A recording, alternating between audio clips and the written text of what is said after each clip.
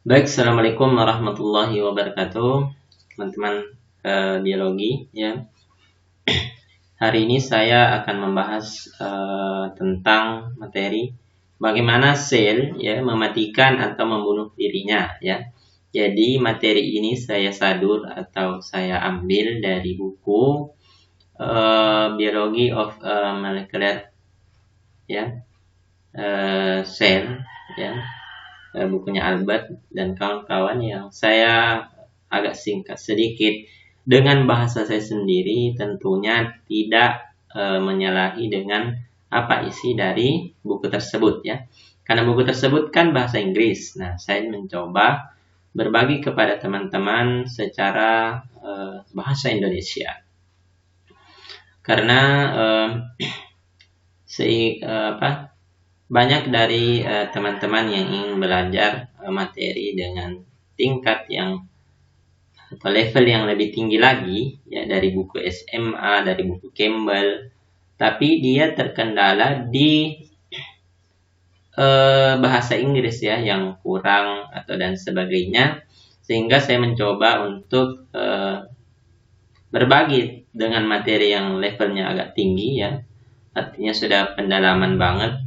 Karena ini mungkin dibutuhkan karena saya lihat soal Olimpiade saat ini itu materinya sudah sangat kalau bahasa saya expert ya, artinya sudah luar biasa lah ya. Apalagi orang-orang yang tidak pernah membaca buku Campbell ya, buku-buku dasar lainnya, bukunya siapa namanya? Atau buku materi-materi SN lainnya ya. Jadi ini adalah bahasa gaulnya apoptosis ya. Jadi teman-teman sekalian, perkembangan dan pengaturan organisme multiseluler itu ternyata tidak hanya bergantung pada produksi sel tersebut. Jadi kita ini besar ya, kita punya tangan, punya mata dan sebagainya, itu tidak tergantung pada hanya sel kita semakin banyak atau selalu berproduksi. Tapi ternyata ada di dalam sel kita itu mekanisme sel itu untuk menghancurkan dirinya sendiri ya. Jadi ada bagian yang harus hancur, ada bagian yang harus diproduksi ya. Ada saat-saat di mana sel harus hancur, ada saat-saat di mana sel harus diperbanyak ya. Kenapa? Karena ternyata teman-teman sekalian, kematian sel itu menjadi penting ya dalam hal semisal membentuk organ-organ tubuh kita, semisal pembentukan jari-jari tangan kita ya, itu ternyata kalau teman-teman pernah baca di materi perkembangan biologi perkembangan ya, yang tentang bagaimana kita lahir dari zigot, kemudian berkembang ya dari morula, blastula, gastrula dan sebagainya sampai kita utuh ya. Itu tidak terlepas dari bagaimana sel itu memproduksi dirinya dan menghancurkan bagian-bagian sel yang lain sehingga terbentuklah jari tangan kita. Nah, selain itu program kematian sel ya juga terjadi ketika mereka misalnya melakukan trauma ya, atau rusak, atau misalnya ada kekurangan suplai darah ya. Di buku itu dikatakan seperti itu. Dan ketika misalnya ternyata hal tersebut bisa mengakibatkan ancaman kesehatan bagi organisme tersebut atau bagi kita sendiri ya. Jadi kematian sel ya ada yang terjadi memang karena proses acak, dan ada juga karena memang ada program secara sekuen molekuler itu sendiri yang ada di dalam tubuh kita. Nah, program itulah yang program kematian. Nah, ini disebut apoptosis ya. Sel yang mengalami mati atau oleh apoptosis itu mengalami perubahan morfologi yang khas, artinya dia secara bertahap ya. Tidak seperti ketika sel itu mati secara rapid ya, artinya cepat. Seperti itu ya. Permukaan sel atau badan sel yang mengalami apoptosis itu dia pasti berubah secara kimia karena memang diprogram di dalam kau harus mati, jadi ada langkah-langkahnya ya secara kimia. Ketika kemudian sel itu mati ya, sel yang ada di dekatnya ya, sel tetangga itu sel makrofag, ini adalah sel fagositik khusus ya, itu akan cepat menelan sel yang rusak tersebut atau yang mati karena apoptosis tersebut.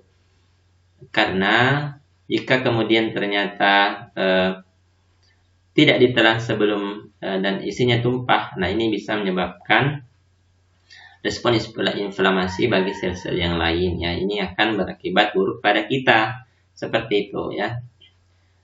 Kemudian jika kemudian sel-sel mengalami nekrosis itu bahasa saya itu pecah ya, artinya mati mendadak ya.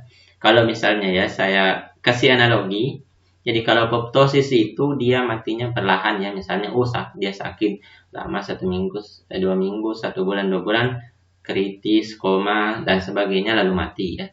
Kalau nekrosis itu dia mati mendadak ya, entah karena kaget ya, langsung serang jantung mati ya, seperti itu. Jadi itu bedanya antara nekrosis dan apoptosis ya. Kemudian, nah ini adalah gambar yang saya sadur ya, ambil dari buku tersebut ya. Yang pertama itu adalah gambar B, sebenarnya sini ada gambar A tapi tidak saya butuhkan. Ini adalah engulf ini ya, dimana kemudian sel-sel mati ini ditelan ya. Engulf itu artinya dia dilingkupi dan dimakan, pokoknya dimakanlah oleh sel-sel fagosit. Nah, ini contoh yang C-nya adalah ini ada sel yang mengalami nekrosis ya, dimana dia pecah dan mengeluarkan isinya ya. Kemudian dalam beberapa kasus, jadi ini saya bahas lagi ya, apoptosis itu memang berperan dalam pembentukan tangan, kaki kita, pokoknya perkembangan embrionik lainnya lah, proses perubahan atau metamorfosis berudu. Jadi katakan katak itu berudu itu tidak ada kakinya dulu ya, jadi kecebong ya, cebong ya, istilah yang pernah viral ketika menjelang pemilu presiden ya, cebong ya. Ternyata cebong itu tidak berkaki ya, kemudian nanti ada kakinya 2, kemudian 4. Nah ini apoptosis ini ternyata sangat berperan penting ya. Juga selain itu ada fungsinya lain ya, misalnya menghilangkan sel-sel limfosit, jadi sel-sel yang gagal, yang artinya tidak sempurna produksinya itu dihilangkan ya, artinya you must go out ya, artinya kau harus hilang dari bagian kita karena kau tidak dibutuhkan. Kenapa? Karena jika kemudian produk gagal ini ya, itu bisa menghasilkan reseptor antigen spesifik yang ternyata ini bisa berpotensi menghasilkan reseptor reaktif ya, yang artinya dia berbahaya karena tidak normal. Intinya itu ya. Lalu kemudian ternyata ketika limfosit misalnya ketika ada inflamasi, ada bakteri masuk, itu kan limfosit akan diaktifkan. Nah, kemana limfosit itu setelah aktif? Ternyata dia di apoptosis ya. Setelah begitulah sel kita ya, setelah saya memakai kau saya hancurkan. Jadi seperti itu. Jadi ini adalah gambar di mana awalnya tangan kita itu berbentuk lempengan yang hijau ini, hijau agak muda ini. Yang terang ini itulah di mana sel-sel apoptosis itu ya, sel-sel mengalami apoptosis sehingga berbentuklah seperti ini di tahapan pembentukan tangan kita. Dan kenapa harus melekuk begini? Karena itulah program dari sel kita. Kenapa tersebut ya? Wallahu a'lam ya, hanya Allah yang tahu. Hanya Tuhan kita yang bagaimana ada sinyal perkembangan sehingga tangan kita itu 5 jarinya ya, bukan 4, bukan 2 dan sebagainya. Adapun jika ada yang selain 5 ya, itu karena abnormalitas. Kemungkinan ada gangguan selama fase perkembangan tersebut ya. Kemudian saya mau mencoba lebih dalam lagi sedikit ya. Dimana karena pembahasan kita ini adalah spesial untuk apoptosis, maka saya ingin mengutarakan ada dua jalur ya yang menyebabkan sel itu diapoptosis ya. Ada namanya ekstrinsik ya, jalur luar, kemudian jalur dalam, dan ada maintenance ya, ada regulatornya apoptosis ini. Yang pertama yang ingin saya bahas adalah secara siapa sih yang memediasi apoptosis ini. Ternyata apoptosis itu bergantung pada kaskade proteolitik. Jadi ini semacam protein ya, protein di dalam sel intraseluler ya, yang dimediasi oleh caspase ya. Ini sejenis protein juga ya. Jadi enzim, kemudian apalagi protein integral yang ada di dalam sel kita ya, itu ternyata adalah protein-protein ya. Ada protein struktural, ada protein enzimatik ya. Jadi ada protein yang memicu apoptosis ini, namanya adalah caspase ya. Jadi ini adalah anggota famili dari protase intraseluler yang khusus ya, yang secara spesifik itu dia memecah urutan spesifik dalam banyak protein di dalam sel. Jadi sehingga membawa perubahan dramatis yang menyebabkan kematian sel. Jadi dia protein yang memotong proteinnya, karena memang kan sel kita ini ya banyak mengandung protein. Jadi ada protein struktural tertentu di sel kita yang dipotong sehingga perubahan dramatis terjadi di dalam sel kita ya. Nah, ternyata protase ini memiliki cysteine ya di situs aktifnya. Artinya kalau enzim kan ada situs aktifnya itu. Kalau kalian tidak tahu apa itu situs aktif, silahkan pelajari dulu ya struktur dan fungsi enzim ya. Jadi ada enzim dan situs aktifnya, dan ternyata daya membelah protein yang targetnya itu pada asam aspartat tertentu ya. Jadi cysteine ya menarget asam aspartat. Nah, sehingga dia karena itu mereka disebut caspase ya. C itu untuk cysteine dan ASP itu untuk asam aspartat. Jadi kenapa enzim ini disebut caspase? Karena cas ya. Jadi dia menggabungkan nama ya. Ya kan kalau masalah beginian, siapa yang dulu dapat, dia kasih nama gitu.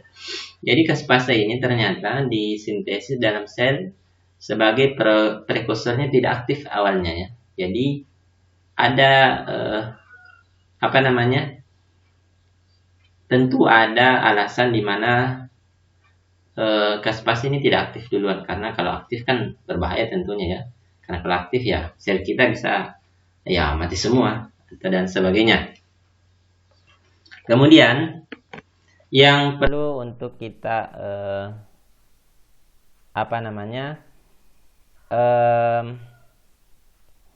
pahami bersama bahwa ada ternyata dua kelas ya di enzim caspase ini. Ada namanya inisiator caspase atau saya sebut caspase inisiator. Kemudian ada caspase eksekutor ya. Kalau eksekutor itu algojo ya. Jadi kalau misalnya inisiator kau bunuh dia ya, kau yang bunuh dia. Nah, kau itu dia eksekutor. Kita ini suruh ya. Saya menyuruh kau untuk membunuh dia. Nah, seperti itu. Inisiatornya adalah saya yang kasih niat. Kemudian dianya ya, kaunya yang membunuh. Kemudian yang perlu kita pahami juga adalah bagaimana kedua caspase ini berhubungan ya dalam mengaktifkan apoptosis di dalam sel ya. Yang pertama kita mau bahas dulu ya tentu inisiatornya dulu ya. Inisiator ini apa sih fungsinya ya? Jadi teman-teman sekalian, jadi inisiator ini disebut inisiator ya, karena dia memulai proses apoptosis yang dalam kondisi normal berada dalam keadaan inaktif. Kapan dia aktif? Ternyata ketika ada sinyal. Nah, siapa yang kasih sinyal? Nah, itu dia ya. Nanti kita bahas di jam berikut. Ya, ada pembahasan tertentu. Tenang saja. Ini akan panjang, mungkin bahkan menghabiskan waktu 30 menit. Jadi ketika ada sinyal, apoptosis memicu perakitan. Jadi dalam keadaan inaktif teman-teman, ya ini digambar inisiator caspase itu dia dalam keadaan monomer, artinya satu bentuk tunggal ya. Kalau teman-teman tidak tahu apa itu monomer, dimer, trimer, dan oligomer, heptamer, dan sebagainya, silahkan cari di Google ya. Pasti paham. Itu adalah bentuk-bentuk dari sebuah molekul ya. Di dalam banyak bentuk ya. Ada yang monomer itu tunggal ya. Kalau bahasa lainnya single lah gitu. Kalau dimer itu dua dempet, berarti dia sudah nikah atau berpasangan lah. Jadi awalnya teman-teman ya, ketika ada sinyal, ternyata ada dua inisiator caspase yang dalam keadaan inaktif dan bentuknya monomer ya, itu akan bersatu ya menjadi dimer ya, menjadi dimer atau dia akan bergabung. Nah, gabungnya ini bukan di bagian adaptor binding domainnya ya yang berwarna biru, tapi dia bergabung di bagian protease domainnya yang berwarna hijau ini ya. Jadi ada dua teman-teman bentuknya, dan di domain proteasenya pun ada dua bagian ya. Ada yang hijau yang hijau muda ini itu subunit besar. Kemudian yang hijau kecil ini, hijau tua ini subunit kecil, dan dia bergabung di subunit kecil. Nah, seperti itu. Jadi signalnya menyebabkan adaptor protein ya itu akan ya berikatan dengan ini inisiator caspase, dan dia menggabungkan inisiator caspase inisiator ini menjadi dalam bentuk dimer ya. Cuma penggabungannya bukan ya ditempelkan berdua langsung ya, karena ternyata ditempelkan hanya adalah subunit kecil dari domain proteasenya itu teman-teman. Lalu ketika inisiator caspase ini atau caspase inisiator ini aktif, dia yang akan mengaktifkan ya eksekutor caspase atau caspase eksekutor. Nah, biasanya ini bedanya ya antara inisiator dan eksekutor. Kalau inisiator tadi dalam keadaan aktif dia bentuknya monomer, kan? Nah gini, dia berpisah. Kalau caspase eksekutor, eksekutioner ya, itu dalam bentuk dimer ya, dan beda domainnya ya. Kalau yang caspase inisiator itu dia ada adaptor binding domainnya ya. Jadi adaptor binding domain ini akan berikatan dengan adaptor protein dari adanya sinyal apoptosis gitu. Nah, kalau ada sinyal ya dari caspase inisiator, caspase eksekutor sudah gerak aktif, maka akan merubah konformasinya pada subunit kecilnya. Setelah diaktifkan, caspase eksekutor ini akan mengkatalisis peristiwa pembalahan protein luas yang membunuh sel. Nah, seperti itu ya. Seperti itu kira-kira. Lalu di bagian ini juga ya, di gambar ini ya, sebelum saya lanjut, itu ada namanya bagaimana kemudian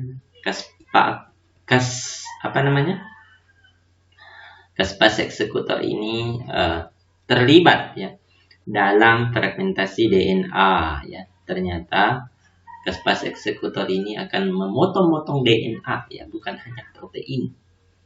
Ya, ada namanya ICAT, ya. Nah, ternyata teman-teman, ya, dalam keadaan sehat, ya. Jadi ada namanya CAD endonuklease. Jadi itu adalah enzim yang berperan untuk itu memutus fragmen-fragmen DNA yang di antara nukleosom itu, ya, nukleosom. Jadi kalau DNA inaktif itu, ya, sel kita normal, itu ternyata, ya, CAD endonuklease ini atau ICAT ini berikatan dengan inhibitornya namanya ICAT, ya, ini aktif CAD-nya. Kalau ternyata ada sinyal dari kaspas eksekutor ini, maka, ya, yang endonuklease ini tadi yang dalam keadaan inaktif karena berikatan dengan inhibitor itu akan terlepas dengan inhibitornya, ya, artinya penghambatnya supaya dia tidak memakan DNA, ya, kromosom DNA. Nah, ketika ada eksekutor kaspase, ya, dia berperan untuk melepas inhibitor dengan endonuklease sehingga endonuklease aktif sehingga dia memotong, ya, kromosom antar nukleosom ini, ya, ini atau DNA di antara nukleosom ini sehingga menghasilkan fragmentasi DNA. Makanya kita lihat di bagian B itu kalau sudah di PCR, ya, dia bentuk pola tangga, ya, karena mungkin dia terpotong-potong dan sebagainya. Seperti itu, teman-teman. Oke, kita lanjut, teman-teman. Nah, sekarang kita masuk di jalur ekstrinsik dan intrinsik. Jadi ada dua jalur yang bisa menyebabkan sinyal itu ada, dan sinyal itu ternyata nanti yang ditangkap oleh inisiator kaspase, seperti itu, ya, kira-kira seperti itu.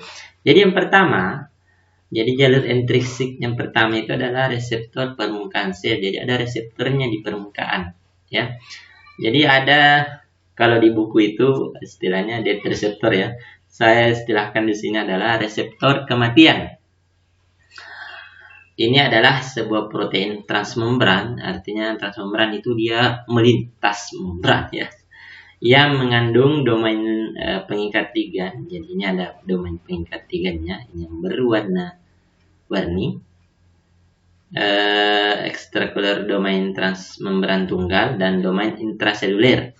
Jadi ada domain intraselulernya dan ada domain ekstraselulernya, itu yang mengikat ligand nanti, fast ligand.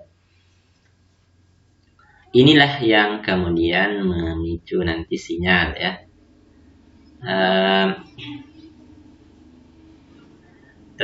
Dan reseptornya itu dia berbentuk homotrimer. Jadi homotrimer itu seperti ini, homotrimer.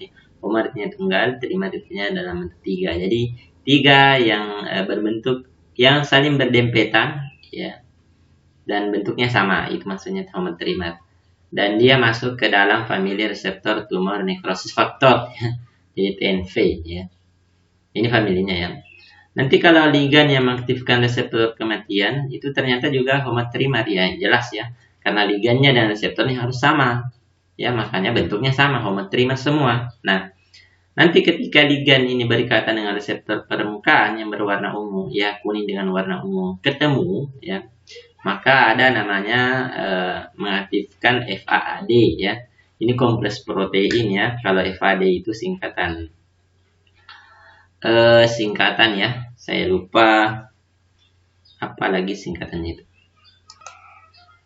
Kemudian, ya, ternyata FAD ini, ya, yang terdiri dari domain kematian dan domain efektor kematian, ya, itu, ya, akan merekrut kaspase 8, ya. Ini memang materi yang agak dalam, ya, mohon dipahami secara pelan-pelan via domain efektor kematian, ya. Jadi yang biru yang mengikat kaspase 8 ini, ya, biru ketemu biru, pokoknya dead effector domain dan dead effector domain, ya, bisa dilihat di gambar itu. Nah, dia akan membentuk kompleks namanya DISC, ya, Dead Induction Signaling Complex. Jadi ada kompleks penginduksi signal kematian, ya, namanya disk, ya. Kemudian dalam satu ini, ya, disk ini kan hanya ada satu caspase 8. Untuk mengaktifkannya maka terjadi sekali dimerisasi, ya. Artinya ini nempel nanti nih. Di caspase 8 itu ketika aktif itu ketika dalam bentuk dimer, ya. Nah, penyatuannya itu di kompleks disk 1 dan kompleks disk 2 dan seperti itu. Jadi ini dua ini bergabung, ya. Dia akan menggabungkan subunit kecilnya, ya, berwarna hijau hijau tua ini sehingga caspase aktifnya aktif, ya. Bahasa lainnya itu kalau kalian kenal itu kan downstream, bagian hilir, ya, bagian bawahnya gitu. Nah, inilah yang akan ketika caspase 8 aktif itulah yang mengaktifasi dari menginduksi atau mengaktifasi apoptosis, ya, seperti itu. Cuma teman-teman, karena kan ini fase eksternal, jadi harus ada kontrolnya, ya. Jangan sampai ternyata sinyal apoptosis eksternal itu memang tidak tepat, ya. Seharusnya itu sel tidak dibunuh. Jadi ada protein di dalam sel kita, ya. Sel kita menghasilkan protein yang berperan, ya. Dia akan menyerupai inisiator caspase, tetapi ternyata dia tidak memiliki aktivitas protease, ya. Artinya dia memang mirip sama inisiator caspase, tapi bukan penghancur, ya. Kalau setidaknya protease itu artinya dia akan menghancurkan protein, aktivitas seperti enzim maksudnya. Karena dia tidak memiliki kunci sustain. Kita ingat di awal tadi bahwa ada kunci sustain yang mengenali asal sifat tertentu, kan. Nah, di situs aktifnya ini kan dia, kalau ini protein flip ini dia tidak memiliki itu, ya, di situs aktifnya. Jadi dia strukturnya mirip sedikit, tapi ada bedanya. Mirip tapi ada bedanya sedikit. Nah, ternyata flip ini akan membentuk dimer dengan caspase 8, ya. Ternyata flip ini akan berikatan, ya. Membentuk dimer itu artinya dia gabungin dua gini, sama dengan flip. Jadi caspase 8 dengan flip, sehingga ternyata dengan ini dia memblok sinyal apoptosis dari aktifnya caspase tersebut. Jadi seperti itu, teman-teman. Memang ini ada fungsinya fungsinya yang saya sebutkan tadi adalah supaya tidak ada apoptosis yang tidak karuan, ya. Ternyata ini jalur apoptosis eksternalnya yang tidak diinginkan atau tidak tepat, ya. Jadi jangan asal membunuh sel saya, seperti itu. Kemudian yang terakhir, ya, di jalur ini ada namanya jalur intrinsik, ya.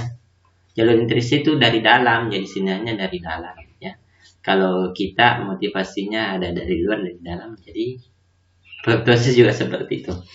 Jadi sel juga bisa mengaktifkan program apoptosisnya sendiri. Jadi gue bisa membunuh gue sendiri selain dari ada sinyal dari luar. Karena hal itu terjadi untuk merespon keadaan stres, misalnya, ya. Ada damage of DNA, ya, kerusakan DNA, respon dari perkembangan, misalnya tadi tangan dan sebagainya, perbentukan tangan, Dalam sel vertebrata itu diatur, ya, di dalam atau secara internal, atau ini disebut dengan jalur mitokondria. Jadi nama lain jalur intrinsik atau internalnya adalah jalur mitokondria. Kuncinya sebenarnya di sini adalah sitokrom C, ya. Ini adalah bagian dari komponen mitokondria yang berperan dalam elektron transport elektron, ya, rantai transport elektron. Jadi sitokrom C. Jadi teman-teman di sini bisa tahu bahwa ternyata selain berfungsi dalam transport elektron, ternyata sitokrom C juga punya fungsi lain, ya. Nah, ketika sitokrom C ini dilepaskan oleh mitokondria, dia akan berikatan dengan sel, langsung saja. Jadi ini yang merah ini ketika sitokrom C ini ya dilepaskan oleh mitokondria, maka dia akan berikatan dengan sebuah protein adaptor yang namanya APAF1, apoptosis protease activating factor 1. Jadi APAF1 itu adalah sejenis protease yang nanti artinya faktor pertama lah yang akan menyebabkan apoptosis nanti. Nah, sehingga dia menyebabkan ya APAF ini ya itu awalnya pertamanya bentuknya oligomer ya. Jadi teman-teman kalau tidak tahu oligomer itu dia kumpulan ya dari monomer protein yang jumlahnya bisa dihitung lah. Artinya terlalu banyak. Kalau misalnya polimer itu kan ribuan ya, tak terhitung. Kalau polimer kan dalam keadaannya agak sedikit. Nah itu ternyata menjadi heptamer ya. Ini heptamer ini. Nah, berapa ini? 7 ya. Dia berbentuk roda namanya apoptosom. Jadi ketika APAF1 berikatan dengan sitokrom C, merubah konformasinya ya dari oligomer menjadi heptamer yang berbentuk seperti roda yang membulat. Namanya apoptoson. Nah, apa fungsi dari apoptoson ini adalah untuk merekrut protein inisiator. Ternyata ngapain sih dirubah? Ternyata buat rekrut lo, buat mengikat lo, namanya caspase 9 ya.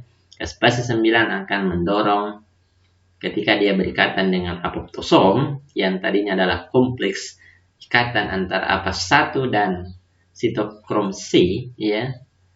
Itu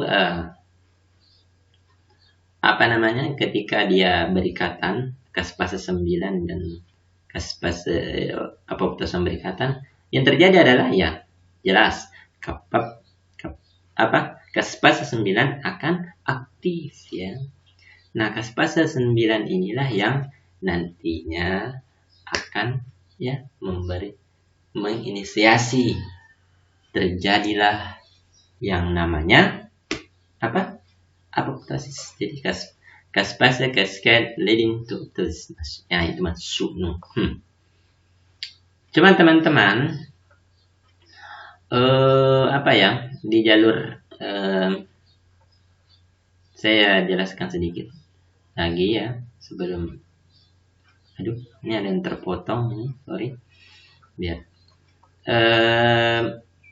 jadi teman-teman ternyata ada sebuah protein regulator lagi. Jadi kayak yang eksternal tadi yang jalur transmembran itu reseptor luar membran sel itu. Jadi di internal pun ada regulatornya ya. Jadi tidak sembarang harus kasih sinyal apoptosis. Nama protein regulatornya itu adalah familinya protein BCL2. Jadi utamanya mengatur pelepasan sitokrom C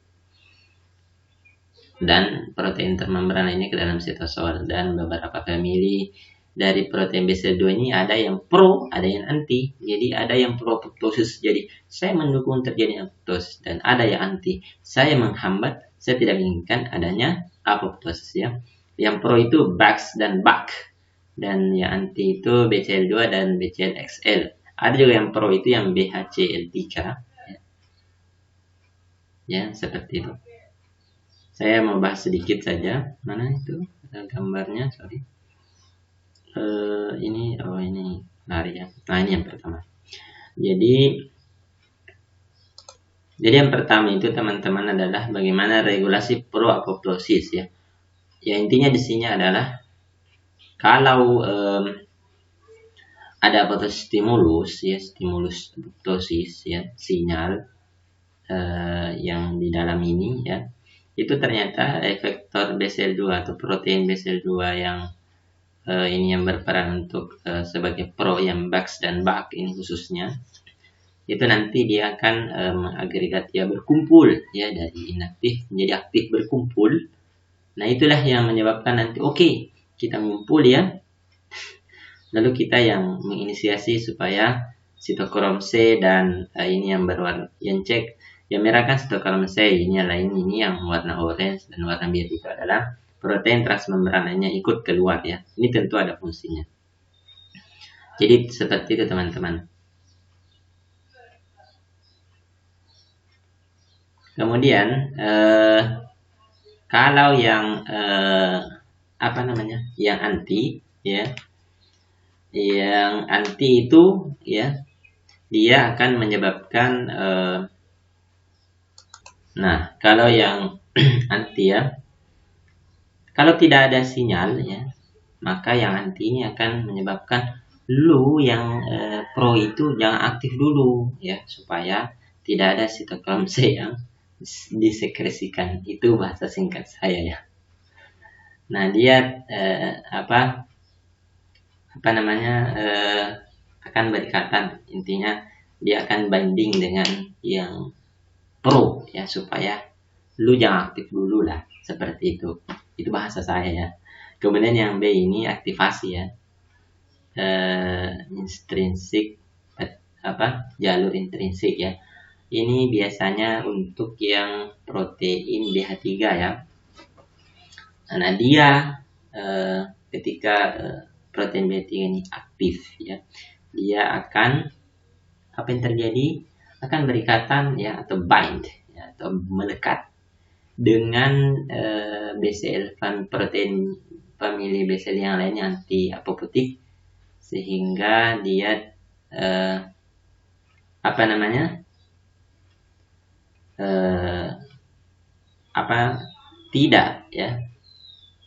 tidak menghambat yang pro ini untuk membantu, ya, mensekresikan sitokin C. Jadi seperti itu. Jadi BH3 ini kayak lu jangan ganggu dia, ya, dia mau ngerjain itu, seperti itu, ya. Jadi dia kayak bodyguard. Dia mau kasih keluar itu barang, ya, dari gudang. Kamu jangan ganggu dia. Nah, saya pegang kamu supaya kamu tidak ganggu dia kasih keluar barang. Maksud saya seperti itu. Itu mestinya BH3, ya. Jadi BH3 ini termasuk yang pro, seperti itu. Lalu yang terakhir, ini yang memang terpotong, tidak apa-apa. Yang terakhir itu, teman-teman, hampir sudah 40 menit, ya. Itu namanya ada protein IAPS. Di protein IAPS itu, teman-teman, membantu mengontrol kaspases, ya, yang nanti yang menginisiasi apoptosis. Karena aktivasi kaskade kaspase ini mengarah pada kematian tertentu, sel menggunakan beberapa mekanisme kuat untuk memastikan bahwa protease ini diaktifkan hanya jika sesuai. Jadi ada lagi kontrol baru. Satu garis pertahanan yang disediakan oleh keluarga protein yang disebut dengan inhibitor of apoptosis. Jadi IAPS, ya. Protein ini ternyata pertama kali diidentifikasi pada virus serangga tertentu, yaitu bakulovirus, yang mengkode protein ini untuk mencegah sel inang yang terinfeksi. Ya, ternyata jadi sel inang ketika terinfeksi dia, saya harus mati, tidak, ya. Ada saatnya mati atau tidak, agar tidak membunuh dirinya sendiri, ya. Dan ternyata dirinya sendiri nggak apoptosis. Nah, sekarang ternyata diketahui bahwa protein IAPS ini atau inhibitor of apoptosis ini juga diproduksi oleh sebagian besar sel hewan yang lainnya, ya. Kemudian IAPS ini memiliki satu atau dua doleman bir, ya, bakulovirus IAP-repeat, yang memungkinkan mereka itu akan mengikat dan menghambat kaspase yang diaktifkan. Jadi kalau sudah diaktifkan, ternyata jangan mati dulu, ya, jangan apoptosis dulu, dia menghambat, ya. Beberapa IAP juga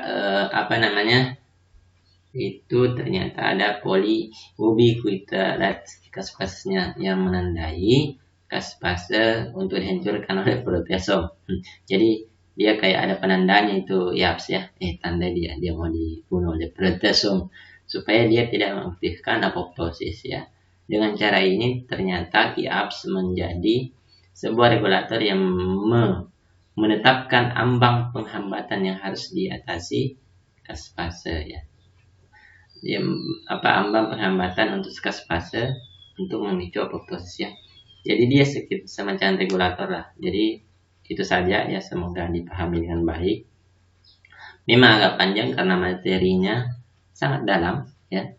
Ini saya agak rangkum dan tidak bahas semua. Ini satu bab, ya, satu bab di buku ini saja. Terima kasih, semoga bermanfaat untuk teman-teman sekalian. Assalamualaikum warahmatullahi wabarakatuh.